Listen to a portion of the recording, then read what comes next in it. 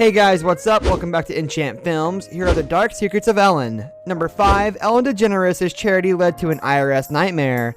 It could have been the perfect piece of shareable content. In 2013, an Ohio-based woman named Rashonda Fields emailed Ellen DeGeneres to give a shout-out to her generous friend Diane, who she hailed as her angel. After losing her substitute teaching job, Fields was at her wit's end with 4 children to feed. Until meeting this angel, Diane helped in innumerable ways, even giving Christmas presents to Fields' children. DeGeneres took Fields' request one step further, awarding her approximately $55,000 on her show. The family broke down in tears of joy. But Fields probably broke down again once the IRS got involved. Perhaps hoping to breathe new life into the maxim "no good deed goes unpunished," tax collectors in Xenia, Ohio inexplicably got hardcore with Fields, threatening jail time for failing to pay $1,758.61 in taxes for the non-employee compensation awarded to her by Ellen. According to Forbes, the court ultimately asked Fields to pay a $75 fine. She was also handed a 30-day suspended sentence. The case was ultimately overturned due to ineffective assistance of counsel, according to Courthouse News, with the judge concluding that Fields' failure to pay was not willful due to indigence. Thanks, I am happy. And this is a loony bin. Yeah, yeah.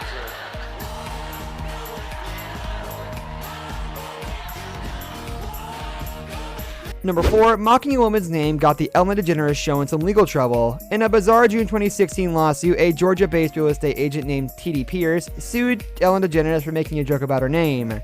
During What's Wrong with These Ads and These Signs segment, DeGeneres jokingly called her Titty. In her lawsuit, Pierce took pains to point out that her name was pronounced TT. The distraught woman claimed that she faced harassment following the episode. Prior to defendant's misdeeds, Ms. Pierce has been called out by her name TT, which, as grammar indicates, is pronounced TT.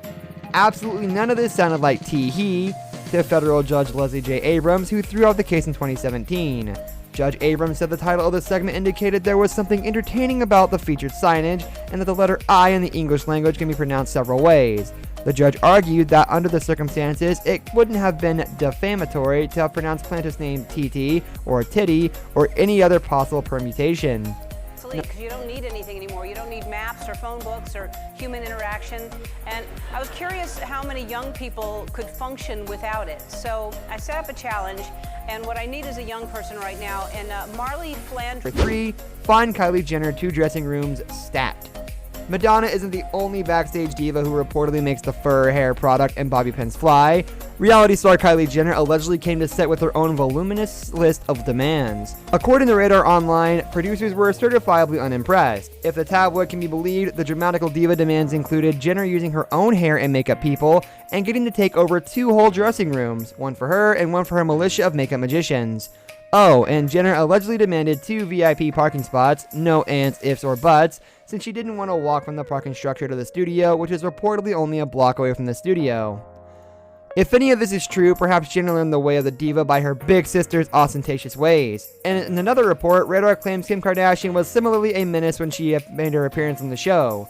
She allegedly arrived late in a flurry of fabulousness, armed with roughly 20 minions. Reportedly, she also wouldn't let DeGeneres' makeup crew touch her lustrous hair, nor her pouty lips. Who could have imagined these two could prove so difficult? To know, I would think that that would be the worst place. I mean, didn't that hurt? No, because well, you were it's like, yeah, right. But it's also like, it's just like fattiness. I don't even know what this is. Is it a muscle? Fat? Whatever. It's not a muscle, but it's flesh. Number 2, record labels sue the Ellen DeGeneres show over copyright issues.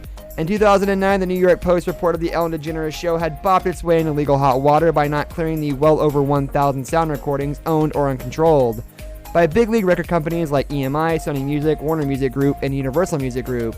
Now, all these companies were banding together to sue the show for failing to get permission for featured songs like Michael Jackson's Thriller and the Beach Boys' 1966 classic Good Vibrations.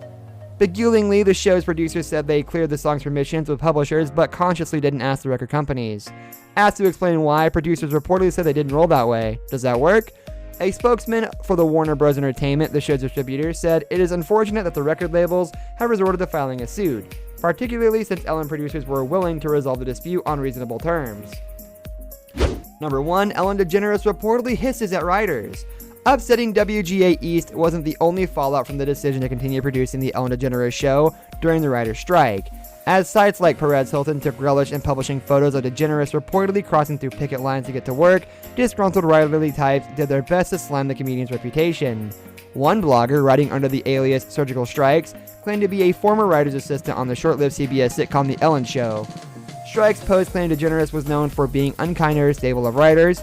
"I don't know how Ellen treats her current writers," wrote Strikes in a since deleted post, "but I can tell you about how she treated the previous batch, like crap." Strikes claimed to regularly break fans' hearts when asked what working with Ellen was like, claiming DeGeneres must be a very talented actress to convince America that she's nice. The blogger claimed DeGeneres would be all smiles during rehearsal, but then the director would yell "cut," DeGeneres' face would fall, and she'd level a glare at the writers. Allegedly, she'd hiss, "Why do you keep writing these unfunny jokes?"